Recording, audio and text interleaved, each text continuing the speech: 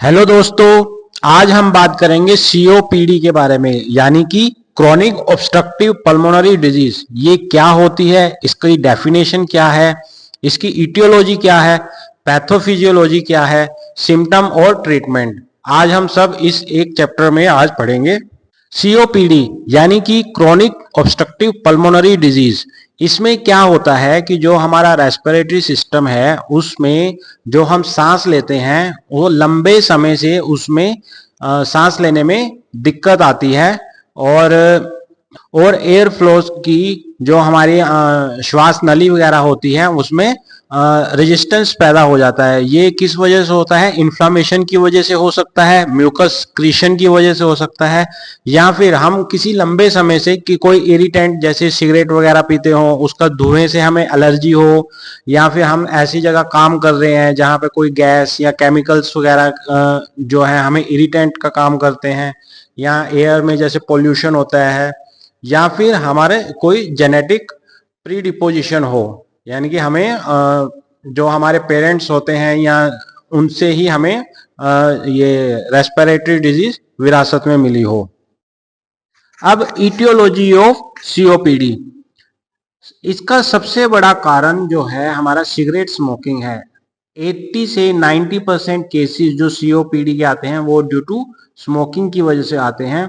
ये जो हम सिगरेट पीते हैं उसमें केमिकल्स, हार्मफुल केमिकल्स होते हैं, जैसे निकोटिन हो गया, टार हो गया, और कुछ टॉक्सिक सब्सटेंस होते हैं जो कि हमारा रेस्पिरेटरी सिस्टम है उसमें इरिटेशन पैदा करते हैं, और जो हमारा एयरवेज होता है वहां पर इन्फ्लामेशन होता है। इन्फ्लामेशन होने की वजह से जो हमारे लंग्स के टिश्यू होते हैं वो डैमेज होते हैं, जो कि बाद में हमें सीओपीडी कॉज करते हैं और हमें सांस लेने में दिक्कत होती है। ये आप डायग्राम में देख सकते हैं कि कैसे हमारा जो नॉर्मल रेस्पिरेटरी सिस्टम है और स्मोक लेने से हमें क्या क्या चेंजेस आते हैं और वो हमें इरिटेशन कॉज करते हैं। नेक्स्ट है हमारा ऑक्यूपेशनल एक्सपोजर। कुछ पर्सन्स ऐसे होते हैं जो कि केमिकल्स या पोल्यूटेंट्स के से एलर्जी महसूस करते हैं और उनको सीओपीडी हो जाता है।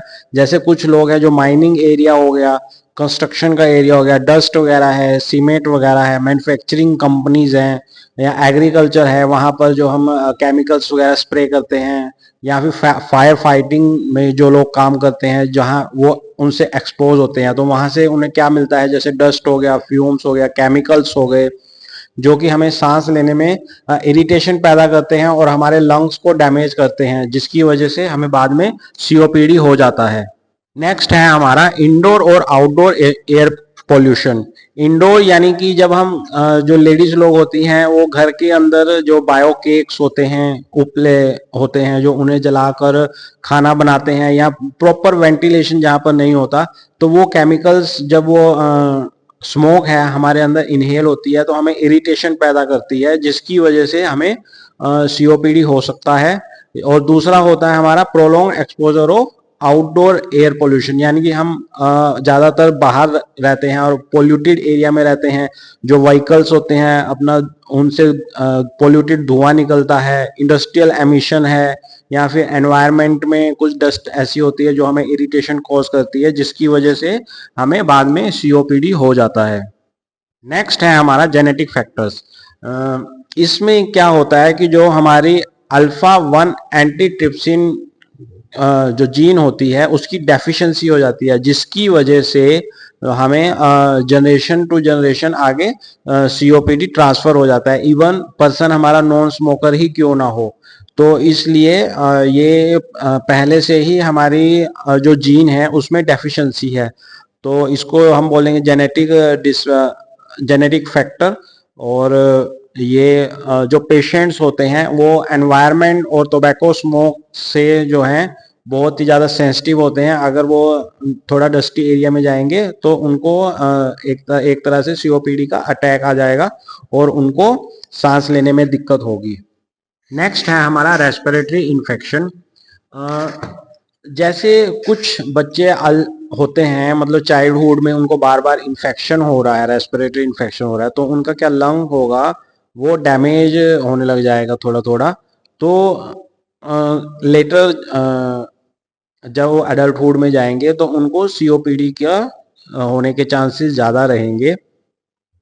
दूसरा, कुछ इन्फेक्शंस होते हैं जैसे बैक्टीरिया या वायरस होते हैं, वो इन्फ्लामेशन कॉज करते हैं और जो हमारे एयरवेज होते हैं उनमें स्कैरिंग वगैरह प्रोड्यूस करते हैं, जो कि बाद में लॉन्ग टर्म में लंग्स को डैमेज करता है। डैमेज होने से क्या होगा, हमें सीओपीडी होने के चांसेस रहेंगे। नेक्स्ट है हमारा अस्थमा। अस्थमा जिस पेशेंट को है, परसिस्टेंट अस्थमा, अनकंट्रोल्ड अस्थमा, अगर वो प्रॉपरली अपनी मेडिसिन नहीं ले रहा है तो अस्थमा बाद में सीओपीडी में कन्वर्ट हो सकता है। इसलिए अस्थमा पेशेंट को ज़्यादा ध्यान देना चाहिए, उसको अपना ट्रीटमेंट या मेडिकेशन प्रॉपर टाइम पर लेनी चाहिए ताकि वो आगे सीवियर केस यानी कि सीओपीडी में कन्वर्ट ना हो। अब पैथोफिजियोलॉजी, सबसे पहले क्रोनिक इन्फ्लामेशन। जिस पेशेंट को सीओपीडी है उसका क्या होगा, वो स्मोक वगैरह ले रहा है, धुआं वगैरह ले रहा है, डस्ट वगैरह ले रहा है, तो जो हमारे बॉडी में इन्फ्लामेशन के रिस्पॉन्सेज होते हैं, जो उनके ट्रिगर्स होते हैं लंग्स में, वो इन्फ्लामेशन प्रोड्यूस करने लग जाते हैं। तो जो हमारे न्यूट्रोफिल्स होते हैं, मैक्रोफेज होते हैं, सीनोफिल्स होते हैं, टी लिम्फोसाइट्स होते हैं, ये जो हैं ये इन्फ्लामेशन को कॉज करते हैं, जिसकी वजह से हमारा जो एयरवेज और लंग टिश्यू का स्ट्रक्चर है वो चेंज होने लग जाता है और हमें इन्फ्लामेशन रहने लग जाती है। सेकंड है हमारा ऑक्सीडेटिव स्ट्रेस।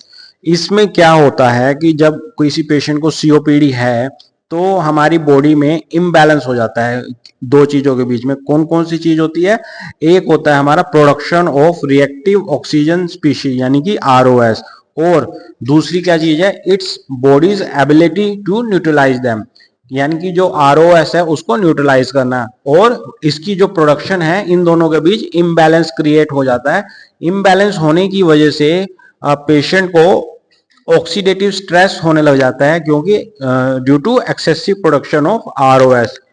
ये क्या करते हैं, अगर एक्सेस में इनकी प्रोडक्शन होगी तो ये लंग सेल्स को डैमेज करेंगे और इसकी इन्फ्लामेशन और टिश्यू की इंजरी बढ़ाने में कंट्रीब्यूशन करेंगे। थर्ड है हमारा एयरवेज रीमॉडलिंग।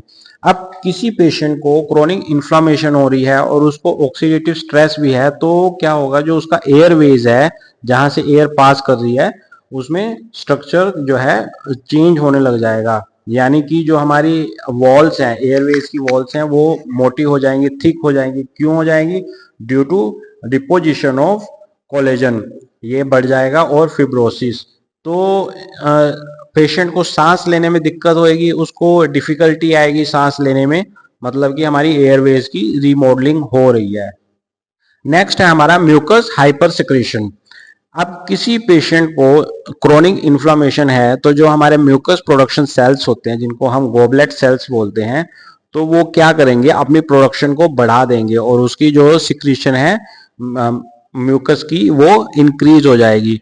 अब म्यूकस अगर ज्यादा इंक्रीज हो रहा है तो उसकी क्या होगी, वो हमारे लंग सेल में डिपोजिशन होने लग जाएगी, जिसकी वजह से हमारा जो एयर का पासेज है वो डिफिकल्ट हो जाएगा, मतलब कि पेशेंट को सांस लेने में दिक्कत होगी due to excessive mucus hyper secretion. Next है हमारा destruction of lung parenchyma. COPD के पेशेंट में जो हमारा नॉर्मल एल्वोलाई सैक्स वगैरह होते हैं या एयरवेज की जो स्मॉल वॉल्स होती हैं, उनका डिस्ट्रक्शन होना चालू हो जाता है। वो क्यों होता है, क्योंकि हमारी जो बॉडी में है म्यूकस वगैरह की डिपोजिशन हो रही है, और जो एक इसमें एंजाइम होता है हमारा प्रोटीएस। प्रोटीएस एंजाइम क्या करता है, जो हमारे शरीर में प्रोटीन होता है उसको ब्रेक डाउन करता है, और एक एंजाइम होता है एंटी प्रोटीएस जो इस प्रोटीएस एंजाइम के ऊपर एक्ट करता है। तो इन दोनों के बीच में है इम्बैलेंस हो जाता है। इम्बैलेंस होने का कारण क्या होता है, क्रोनिक इन्फ्लामेशन। इस इम्बैलेंस की वजह से जो हमारा लंग का नॉर्मल पेरेन्काइमा होता है वो डिस्टर्ब होने लग जाता है। नेक्स्ट है हमारा स्मॉल एयरवेज डिजीज। इसमें क्या होता है कि जब हमारा लंग पेरेन्काइमा जो है डिस्टर्ब हो गया है, वो उसकी डिस्ट्रक्शन हो रही है, तो जो हमारे स्मॉल एल्वोलाइज होते हैं या फिर एयरवेज होते हैं जिनका डायमीटर लेस देन 2 mm है, वो भी अफेक्ट होने शुरू हो जाते हैं। उसकी वजह से क्या होता है, वो और कॉन्स्ट्रिक्ट हो जाते हैं, मतलब इन्फ्लामेशन की वजह से वहां पर म्यूकस की डिपोजिशन हो रही है, या फिर फिब्रोसिस हो रहा है, तो क्या होता है कि जो हमारे स्मॉल स्मॉल एयरवेज होते हैं जहाँ से एयर पास करनी चाहिए, वो भी जो एयर को पास नहीं होने देती, उसको रेजिस्टेंस प्रोड्यूस करती है। रेजिस्टेंस प्रोड्यूस करेगी तो मतलब हमें सांस लेने में और दिक्कत होएगी। नेक्स्ट है हमारा pulmonary vascular changes. Chronic inflammation और हाइपोक्सिया की वजह से जो सीओपीडी हुआ है हमें, उसमें जो हमारा वेसल्स, जो पल्मोनरी ब्लड वेसल्स होती हैं, वहां पर क्लॉट बनने शुरू हो जाते हैं। क्लॉट वहां पर बनेंगे तो क्या होगा कि जो हमारा एयर का पैसेज है वो प्रॉपर नहीं हो पाएगा, और जो क्लॉट बनने की वजह से पेशेंट जो है वो हाइपरटेंशन का शिकार हो जाएगा। मतलब कि जो वेसल्स हमारे ब्लड को लंग्स में लेके आती है वो उसमें ब्लॉकेज हो जाती है, उसकी वजह से जो हमारे राइट साइड का हार्ट होता है वहां पर हार्ट अटैक होने के चांसेस ज्यादा होते हैं। तो इसलिए जो सीओपीडी है वो हार्ट अटैक आने के भी चांसेस क्रिएट करता है। अब सिम्टम्स, जिस पेशेंट को सीओपीडी है उसको क्या क्या सिम्टम आएंगे। एक तो उसके छाती से या चेस्ट से आवाज आएगी जिसको हम व्हीजिंग बोलते हैं, व्हिस्लिंग साउंड आएगी। उसको काफी टाइम से लंबी कफ रहेगी, परसिस्टेंट और प्रोडक्टिव कफ है, यानी कि उसे स्पूटम वगैरह प्रोड्यूस करेंगे। उसको सांस लेने में दिक्कत आएगी जिसको हम डिस्पीनिया बोलते हैं। चेस्ट में अंदर कंजेशन महसूस होगा, अंदर से प्रेशर महसूस होगा, और स्पूटम प्रोड्यूस होगा। उसका वेट लॉस होगा, उसे थकावट रहेगी, एक्सरसाइज नहीं वो कर पाएगा, और बार बार उसे चेस्ट का इन्फेक्शन होने लग जाएगा। एक होता है हमारा साइनोसिस। साइनोसिस में क्या होता है कि जब हमारे ब्लड में ऑक्सीजन की कमी हो जाती है और हमारे जो टंग है या हमारी आप मानो कि बॉडी है वो ब्लूइश कलर में होने लग जाएगी। तो सीओपीडी में आपको ये भी सिम्टम दिख सकता है, लेकिन ये बहुत रेयर होता है, बहुत कम पेशेंट्स में होता है। ट्रीटमेंट, नॉन फार्माकोलॉजिकल ट्रीटमेंट में क्या होगा, हमें अपना लाइफस्टाइल चेंज करना होगा, स्मोकिंग हमें छोड़नी चाहिए। पल्मोनरी रिहैबिलिटेशन, इसमें क्या होगा कि हमें ब्रीदिंग की एक्सरसाइज सीखनी चाहिए कि हमें जो सीओपीडी का पेशेंट है उसको कैसे एक्सरसाइज करनी चाहिए, कैसे अपनी ब्रीदिंग कंट्रोल करनी चाहिए। अच्छा, फिजिकल एक्टिविटी धीरे धीरे करनी चाहिए ताकि हम एकदम से सीओपीडी का एडवर्स इफेक्ट ना आए। ब्रीदिंग की टेक्निक सीखनी चाहिए, हमें न्यूट्रिशियस खाना खाना चाहिए, और हमें एनवायरनमेंट जहाँ पर हमें पता है कि यहाँ पे इरिटेंट्स आएंगे, स्मोक वाले एरिया में, डस्टी एनवायरनमेंट में नहीं जाना चाहिए। हमें अपनी जो भी रेस्पिरेटरी सिस्टम की बैक्टीरियल इन्फेक्शंस होते हैं या वायरल इन्फेक्शन होते हैं उनकी हमें प्रॉपर वैक्सीनेशन रखनी चाहिए। और पीढ़ी से हमें जैसे एंजाइटी डिप्रेशन वगैरह हो जाता है, हम सोशल नहीं रहते, हम अपने आप को आइसोलेट कर लेते हैं, तो हमें इमोशनली भी और साइकोलॉजिकली भी खुद को कंट्रोल रखना चाहिए और अपनी प्रॉपर मैनेजमेंट रखनी चाहिए। हमें सबसे मिलजुल के रहना चाहिए अपनी सीओपीडी की सेल्फ मैनेजमेंट के लिए, और सिम्टम्स हमें क्या होते हैं इनको पहचानना चाहिए। सबसे पहले तो हमें ये सब चीजें पता होनी चाहिए as a non pharmacological treatment के तौर पर। अगर हम अपने लाइफस्टाइल को चेंज करके अपना सीओपीडी का ट्रीटमेंट नहीं कर पाते हैं तो हमें मेडिसिन का सहारा लेना पड़ता है, यानी कि फार्माकोलॉजिकल ट्रीटमेंट हम कैसे कर सकते हैं। सबसे पहले bronchodilators. Bronchodilators short acting beta 2 agonist होते हैं जैसे साल्ब्यूटामोल, टर्ब्यूटेलिन, और लॉन्ग एक्टिंग बीटा 2 एगोनिस्ट जैसे फॉर्मेट्रोल, साल्मेट्रोल, एंटीकोलिनर्जिक जैसे इप्राट्रोमियम ब्रोमाइड। ये सब ब्रोंकोडायलेटर होते हैं और हमें सांस लेने में हेल्प करते हैं। दूसरे होते हैं इनहेल्ड कॉर्टिकोस्टेरॉइड्स जैसे बैक्लोमिथासोन और ब्यूडेसोनाइड्स, और इसके अलावा होते हैं म्यूकोलाइट्स जो कि अंदर अगर म्यूकस प्रोड्यूस हुआ है उसको खत्म करेंगे, जैसे कि एम्ब्रोक्सोल। ओरल कॉर्टिकोस्टेरॉइड्स जैसे हाइड्रोकोर्टिसोन्स, बीटामिथासोन्स, और कॉम्बिनेशन मेडिकेशन जैसे ब्यूडेसोनाइड्स और फॉर्मेट्रोल जो कि अलग अलग काम करते हैं। ब्यूडेसोनाइड जो है हमारे इन्फ्लामेशन को कम करेगा और फॉर्मेट्रोल जैसे है वैसोडायलेटर का काम करेगा। तो ऐसे हम अपने जो सीओपीडी है उसका ट्रीटमेंट कर सकते हैं। तो ये सब था हमारा सीओपीडी के बारे में। आशा है कि आपको अच्छे समझ आया होगा। प्लीज लाइक, सब्सक्राइब और शेयर कीजिए। मिलते हैं नेक्स्ट वीडियो में। Thank you.